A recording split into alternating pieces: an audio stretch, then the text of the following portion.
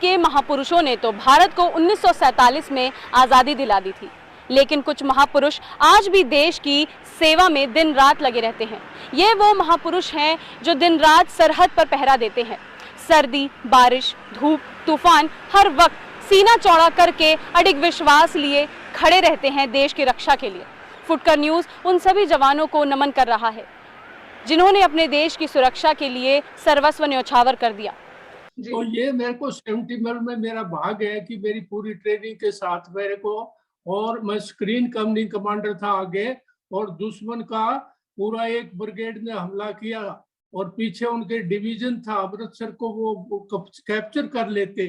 मेरे को वो हुक्म मिला कि आप हमला कर सकते हो, तो मैंने उनको लाइटनिंग अटैक के दिन के 3 बजे उनकी एक बटालियन मेरे सामने थी 43, उसके पूरे हथियार मैंने कैप्चर किए, पूरे उनके जख्मी, और उनको पीछा किया, रावी नदी से पार किया मैंने उनको। और वो जीत जो है, मेरे को भी अचंभा होता है कि मेरे थोड़े से आदमी, और मैंने कभी सवाल ही नहीं किया कि मैं हमला नहीं करूंगा, नहीं तो मेरे पास तो कुछ भी नहीं था उनके मुकाबले में, बिल्कुल ना कोई आर्टिलरी थी, ना तोप खाना था, ना कोई स्पोर्ट था, ना। मैंने तो सीधे जवानों को बोला आप एक लाइन हो के हमला करो, और जवानों ने हमला किया और वो पकड़े गए सरप्राइजली और भाग लिए। उनके सीओ का भी अभी सामान रखा हुआ है हमारी पलटन में। और ये ऐसा अटैक मैंने पहले सोचा करता था कि कभी सेकंड वर्ल्ड वॉर में किसी मेजर ने किया, लाइट नहीं, तो मुझे भगवान ने मौका दिया। मैं बहुत भाग्यशाली हूँ ऐसे पिता को पाना, और मेरा हमेशा ये प्रयत्न रहा है कि मैं अगर उन तक नहीं पहुंच पाऊं तो एटलीस्ट कुछ तो उनका एमुलेट करूं। तो आप एक तरह से कह सकते हैं कि हाँ, वो जो देश का सेवा का था वो उन्हीं की वजह से था। जब मैं कॉलेज में था तो मैंने सोचा था मैं आईएएस में जाऊंगा, और अचानक मैंने देखा मेरा सीनियर जो है वो एयरफोर्स ज्वाइन किया, तो एकदम मुझे लगा कि भाई जब देश सेवा करनी है तो वाई आई जस्ट आईएएस, अपन तो एयरफोर्स में जा सकते हैं। उस तरीके से फिर मैंने एयरफोर्स ज्वाइन किया। और हाँ, मैं जैसे आपने पूछा, मेरा इसका सारा श्रेय मेरे पिताजी को जाता है, and I hope I have lived up to his expectations in life. Air force के विषय में मैंने सोचा जब मैं ग्रेजुएशन में थी जी, तो उस समय पे मैंने एनसीसी लिया था अपने कॉलेज में जी, और एनसीसी की वजह से फौज की तरफ काफी ज्यादा रुझान हुआ जी। हालांकि जो रिक्वायरमेंट्स हैं फौज में, मुझे लगता है कि अगर आपके अंदर वो एप्टीट्यूड उस तरह का है, आपकी पर्सनैलिटी पहले से ही उस तरह की है, तो आपका रुझान उधर होना स्वाभाविक है। तो मेरा क्योंकि मैं हमेशा से इनिशिएटिव लेने वाले इंसानों में से रही, तो मुझे और एक टीम वर्क हमेशा करने में विश्वास रखती थी, तो जाहिर था कि मेरा रुझान फौज की तरफ हुआ। एडवेंचरस लाइफ वहाँ पे है, ट्रैवल अपॉर्चुनिटीज काफी हैं, देन यू वर्क विद आप बहुत ही डिफरेंट कल्चरल बैकग्राउंड से आ रहे लोगों के साथ काम करते हैं, क्योंकि हमारे देश में इतने सारे कल्चरल बैकग्राउंड्स हैं।